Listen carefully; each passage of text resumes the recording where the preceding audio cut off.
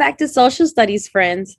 So yesterday you accompanied me to learn all about my friend Ruby and the worry that she found. And we learned a good strategy for making that worry shrink and go away. Today I want to introduce you to a friend. His name is Ravi. This is a picture of him. What do you notice? That's right, he's running. What does he have in his hand there? And what do you notice about his face? What do you think he feels like? Here's another image of Ravi. Do you see him? Wow. What are they doing? Do you think that looks like fun? Friends, have you ever felt that way? Who was there? What were you doing when you were feeling that way? Why do you think you were feeling that way? Well, I want to introduce you to this book called Ravi's Roar. Look at the colors and look at the illustration. What do you see? You see my friend Ravi, but oh no, what's around him? Let's read to find out what Ravi goes through. Ravi's Roar by Tom Percival. Ravi was the youngest and the smallest in his family. Look, that's him doing that again, making that face, playing with he was playing. Everyone was bigger than him. That must be his brothers and sisters. Even Biscuits the dog. Oh yeah, look, that's definitely bigger than him. Most of the time, being the smallest was great. Most of the time. I wonder what's going to happen. But sometimes, just sometimes, it wasn't. One day, Ravi returned and his family went on a picnic. There was a race to the train. Guess who came last? Yep, our friend Ravi. Look, he's the smallest one. Everyone else got a comfy seat, but Ravi had to squeeze in with his dad and Biscuits. And then Biscuits made a bad smell. Ooh-wee. Do you see him covering his nose? I bet that smelled really bad.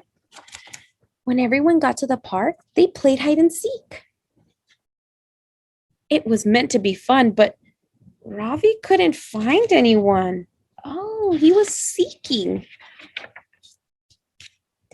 At the playground, the monkey bars were too high.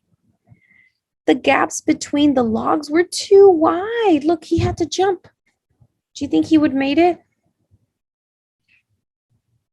And when Ravi wanted to go on the big slide, the man there said, "Sorry, son, you're too small." Ravi got so mad that his face turned red. But then Dad said, "Come on, let's get some ice cream." Whoa, why do you think his face was red? Look at his eyebrows. Look at his eyes. What do you think he's feeling there, friends? Yeah, as he watches everybody else participate on the slide, right? Everyone ran off. Guess who came last? Ravi. And then when Ravi went to get his ice cream, oh my goodness, friends, what do you see? What do you see? Yeah, look at Ravi. His color is changing, and what's around his head? There was none left. Well, that really did it. He didn't get any ice cream because he was the last one there. Ravi was furious. He growled, and a stripy tail popped out from the back of his shorts. Then he sprouted two furry ears, sharp, pointy teeth, and stripy orange fur. Whoa. Ravi had turned into a tiger. The tiger took a huge deep breath and then roared. Can you roar? I want to hear you roar. Ready? Roar! Ravi's brother looked a bit nervous and handed the tiger the ice cream.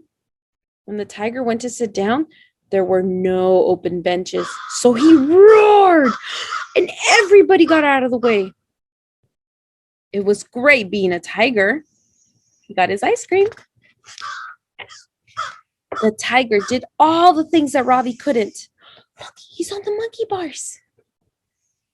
He swung across the monkey bars and leapt across the logs. Oh, wow, he made it.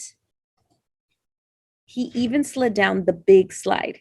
Nobody dared say no. Wow.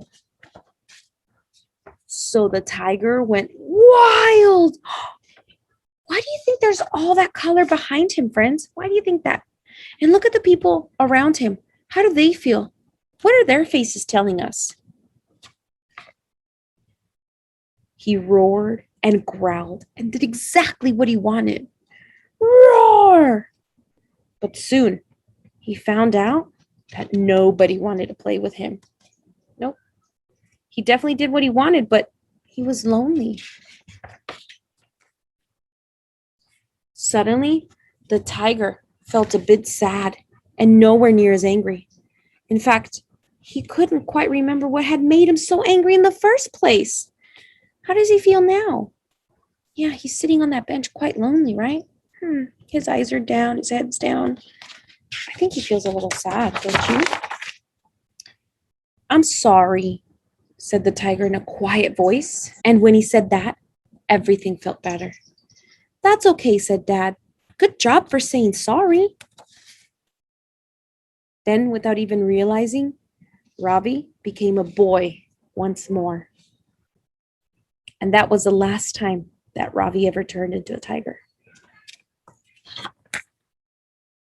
Although, every now and then, what are they doing? They're kicking the sand. He did have a bit of a growl. Can you growl like Ravi? And that, my friends, is Ravi and his roar. What do you think Ravi was experiencing? Do you think that he had a worry like my friend Ruby? No. His face was red. His eyebrows were pointed down.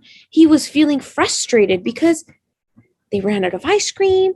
They wouldn't let him on the slide. And they wouldn't play with him. He couldn't even reach the monkey bars. He was feeling quite angry. In fact, the word that the author used was furious. Furious. Did you see Ravi's arms and his face? His arms were out, his tail was up, and he was always making sure to make a big, loud noise. Roar! And even grrr. Those are noises that we want to make when we feel angry or upset or even furious. Have you ever felt that way? What happened? What made you feel that way? And what did you do? Remember that when Ravi became furious and angry, he turned a certain color. What color did he turn? That's right, red, like my shirt. Red in the face. And his body turned into that of a tiger that growls and roars really loudly and takes whatever he wants. But in the end, we learned that Ravi ended up pretty lonely.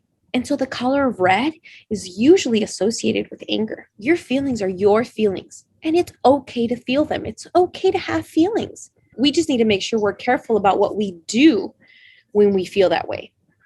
We can't do what Ravi did and go around and taking ice cream and screaming at people to get off the bench. No, because then we'll end up pretty lonely, just like he did. Well, when we are angry, we have some techniques that we can do that the wonderful Dr. Hickey has shared with us all, like breathing techniques. We can take a walk. We can even say we're sorry, right? Just like Ravi did. And friends, that would mean that we come back to the color green, which means safe, calm, ready to go. Just like the green light tells the cars, you're good to go. So in Schoology, I have this page, and it says, my feelings are good. They are good. Every single one of them. But getting back to green is best for me. When we are back to our happy selves, we would actually consider that green color. That's right. Green means safe, means calm, means okay. So we want to make sure we're green and not red like Ravi. Rawr. So you have a picture of Ravi the tiger. And what color do you think we're going to draw that? That's right. We're going to draw that one red. And the other one, you're going to draw yourself. You're going to want to make sure you put your face, your hair, your clothes, and then you're going to draw yourself green, because we want to make sure we take the time and use those breathing techniques to calm ourselves, to think about what we're going to do, and make sure that we don't hurt others because we're upset. I can't wait to see your page. Bye.